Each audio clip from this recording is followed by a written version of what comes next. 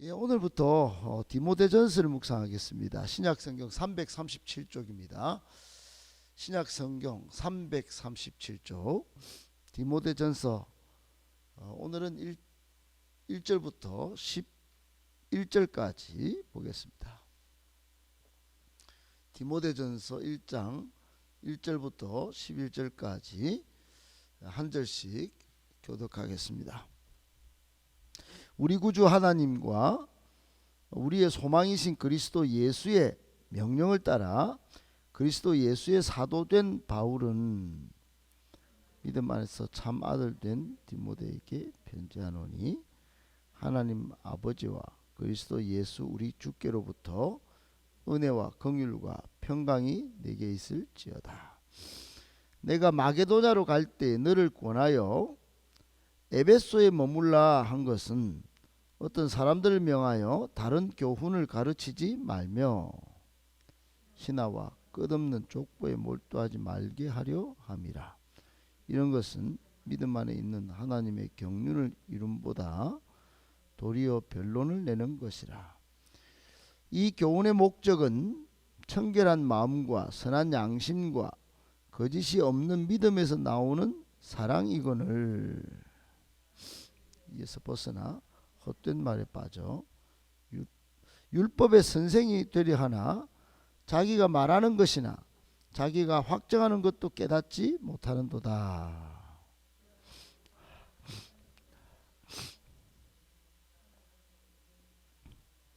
알 것은 이것이니 율법은 옳은 사람을 위하여 세운 것이 아니요 오직 불법한 자와 복종하지 아니하는 자와 경건하지 아니한 자와 죄인과 거룩하지 아니한 자와 망령된 자와 아버지를 죽이는 자와 어머니를 죽이는 자와 살인하는 자며 음행하는 자와 남색하는 자와 인신매매를 하는 자와 거짓말하는 자와 거짓 맹세하는 자와 기타 바른 교훈을 거스르는 자를 위함이니. 11절 같이 있습니다. 이 교훈은 내게 맡기신 바 복되신 하나님의 영광의 복음을 따름이니라. 아멘. 할렐루야. 반갑습니다. 오늘 말씀 디모데전서를 묵상하는데요. 같이 이렇게 보고 오늘 말씀 본문에서 세 가지 우리에게 주시는 교훈의 말씀을 받도록 하겠습니다. 첫 번째, 사명을 감당하는 사람이 행복한 사람들입니다.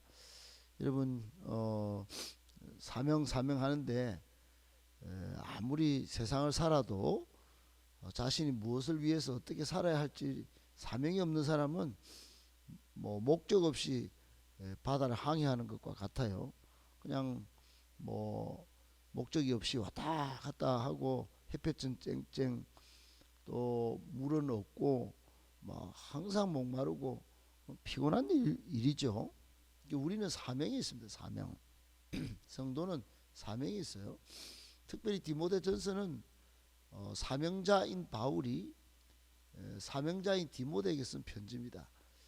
원 서성은 바울이고 제자는 디모데인데 디모데는 좀 성격이 소심하고 좀 유약하고 좀 그랬어요. 뭐 후임 목사가 이러니 선임 목사인 바울 입장에서 보면 디모데가 이거 좀 이 뭐 주의 종이 그냥 되는 것도 아니고 하나님의 권위로 잘 좀 하고 좀 강단 있게 좀 하기를 바라서 특별히 이 에베소 교회의 후임 목사로 에베소를 바울이 개척했거든요. 개척했던 이 원 목사인 바울이 이제 에베소 교회를 디모데에게 맡겼는데 좀 아들같이 이렇게 여겼던 이 디모데 목사에게 그 자꾸 다른 가르침을 받는 사람들이 와가지고 내가 목회할 때 잘 가르쳤던 가르침을 해치는 게 있는데 좀 잘 좀 목회를 했으면 좋겠다 해서 쓴 편지가 디모데전서예요. 디모데에게 쓴 편지죠. 그래서 이게 목회를 위한 편지다. 그래서 목회서신이라고 그럽니다. 근데 오늘 이게 지금 느낌이 어떤 느낌이냐 하면은 이런 거예요. 사역을 제일 앞에서 이끈 사람이 바울이고 따라오는 사람이 디모데인데 둘의 관계가 바울에게 있어서 디모데가 참 아들 같아요. 아들 같은데 그래도 이게 참 목회를 잘했으면 좋겠고 같이 사명을 위해서 우리 교인들을 잘 믿음으로 말씀으로 양육하고 또 하나님의 부르심을 받은 사명자로 이렇게 축복하고 또 디모데는 바울을 존경하고 이런 분위기예요. 그러니 복음의 아들 디모데를 둔 바울도 행복하고 사명의 길을 가니까요. 그리고 디모데도 참 믿고 따르는 그런 스승이신 선임 목사님 바울을 바라보면 그냥 믿고 따를 만한 분이니까 행복하고 그랬습니다. 여러분 저도 그래요. 저도 우리 새벽에 이렇게 장로님, 권사님, 집사님 이렇게 나와서 같이 앉아 주시는 것만 해도 제가 행복합니다. 진짜로요. 너무너무 행복해요. 믿고 따라오는 마음이 없으면 여기 오시겠습니까? 그러니까 믿고 지지해주고 응원해 주시는 마음이 있기 때문에 오시는 거다 이렇게 생각하고 저는 너무 행복하고 또 뭐 여러분 스스로도 뭐 그렇게 생각하시지 않겠습니까? 나이야 저하고 비슷하든지 아니면 많이 제가 어리고 그럴 수도 있는데 어떻든 막 서로가 믿고 사명을 위해서 지금 가고 있으니 같이 기도하려고 왔으니 이런 모습이 행복한 겁니다. 이게 없이 막 서로 어르렁거리고 서로 불신하고 서로 막 헐뜯고 그렇다면 이게 불행한 사람들 있죠. 우리 교회도 이름이 행복한 교회인데 여러분 사명을 잘 감당하면 진짜 행복한 교회가 될 것이고 사명과 상관없이 서로의 개인적 입장만 내세운다면 이름은 행복한데 실상은 막 이기적 욕심이 가득한 그런 불행한 교회가 될 수밖에 없을 것입니다. 꼭 기억하시고 여러분 우리 서로 사명 안에서 일 잘 감당하면서 행복한 교회, 행복한 사람들 다 되시기를 예수님의 이름으로 축복합니다. 아멘. 두 번째, 교회는 사탄의 침투에 대비하여 항상 깨어 기도해야 합니다. 여러분 사탄이 교회를 공격할 때 성도를 공격할 때 한 두 가지 정도로 마음의 생각을 집어넣지 않겠나 생각합니다. 하나는 이 정도면 되겠지 뭐 하는 거 하고 또 하나는 기도 안 해도 될 거야 하는 마음. 여러분 교회는 세상의 이제 기관하고 달라서 항상 기도해야 됩니다. 기도에 불이 꺼지면 교회는 교회가 안 되는 것입니다. 여러분 세계 교회가 다 지금 쇠퇴하고 있는데 한국 교회만 명맥을 유지하고 있다는 평가가 있습니다. 왜 그러냐? 한국 교회만 유일하게 새벽 기도가 살아있기 때문에 그렇다. 그리고 계속적으로 한국 교회는 이 정도 하면 안 된다. 더 열심히 해야 된다. 그리고 참 열정적인 성도들이 그렇게 있다고 합니다. 여러분 아무리 한국 교회를 공격하고 무너뜨리려고 해도 그 안에 이 정도만 하면 되겠지. 기도 안 해도 될 거야. 이런 그런 마음을 막 불어넣어줘도 안 되는 교회가 한국 교회라는 거예요. 아울러 여러분 그럼에도 불구하고 사탄은 계속적으로 이런 공격을 퍼부을 것이다 하는 생각을 가져야 됩니다. 여러분 사탄이 무서워하는 교회는 무서워하는 성도는 어떤 교회인가? 항상 깨어있는 교회, 항상 기도하는 늘 기도의 불이 꺼지지 않는 교회. 사탄이 굉장히 제일 무서워하는 교회와 성도입니다. 지금 바울과 디모데 여러분 보세요. 에베소 교회를 향해서 어떻게 합니까? 오늘 에베소 교회를 조금 소개해 놨는데 에베소 교회는 자꾸 전통을 주장해요. 전통을. 과거의 전통을, 그리고 믿음과 하나님의 역사보다도 말을 사용해서 자꾸 일을 하려고 하는 사람들이 생겨났어요. 그래서 바울이 디모데 후임 목사님에게 그 디모데 목사님 자꾸 말로 이렇게 뭘 하려 그러면은 그게 변론만 나고 다툼만 납니다. 이 전통만 자꾸 따르는 사람들이, 이 사람들은 자꾸 말씀을 가르쳐서 양육을 시켜서 이렇게 바꿔야 됩니다.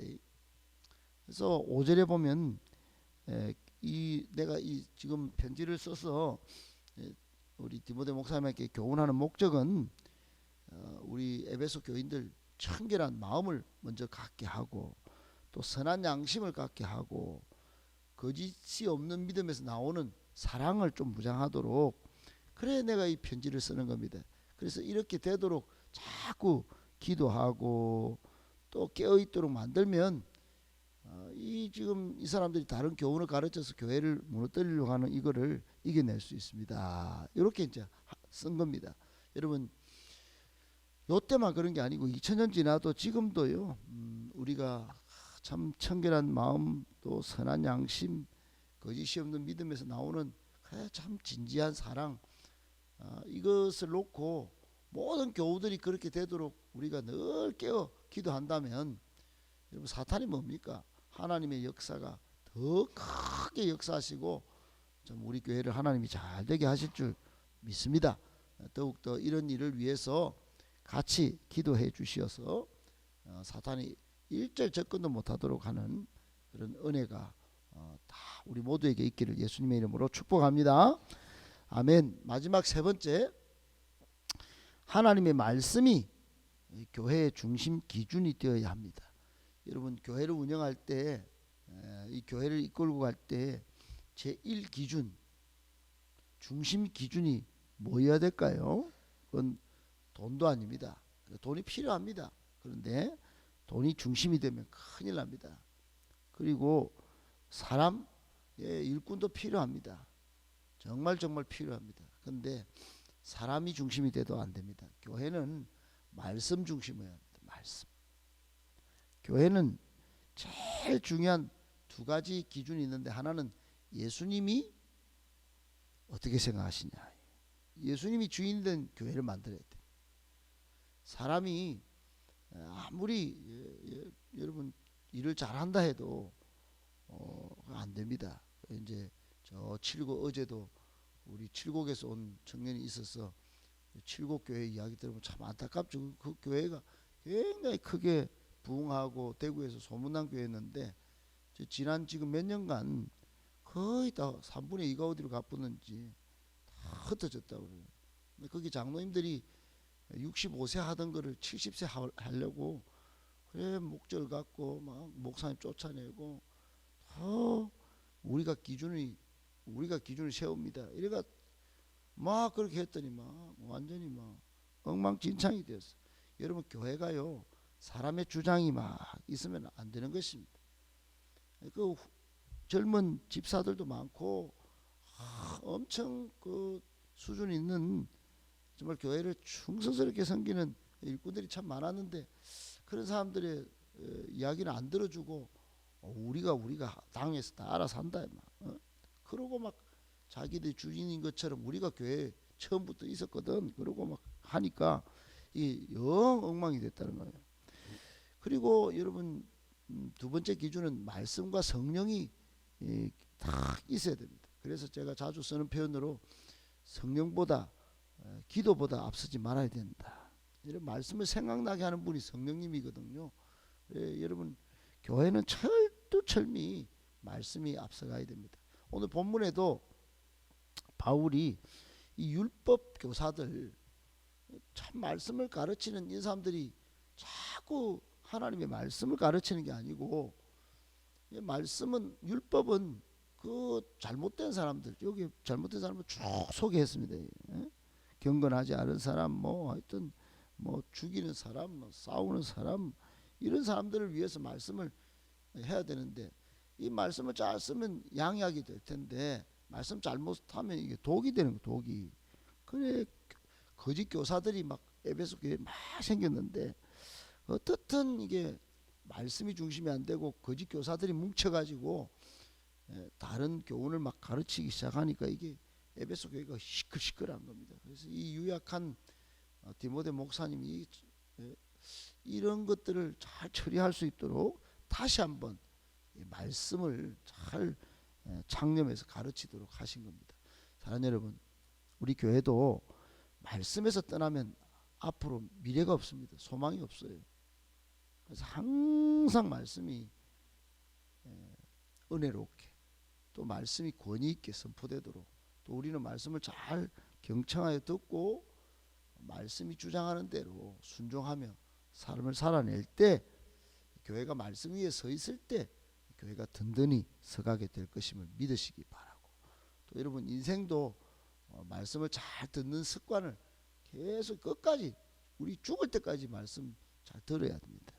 그것이 우리의 운명을 결정할 것이다 하는 것을 꼭 기억하고 말씀 잘 경청하여 복받는 우리 모두 되시기를 예수님의 이름으로 축복합니다.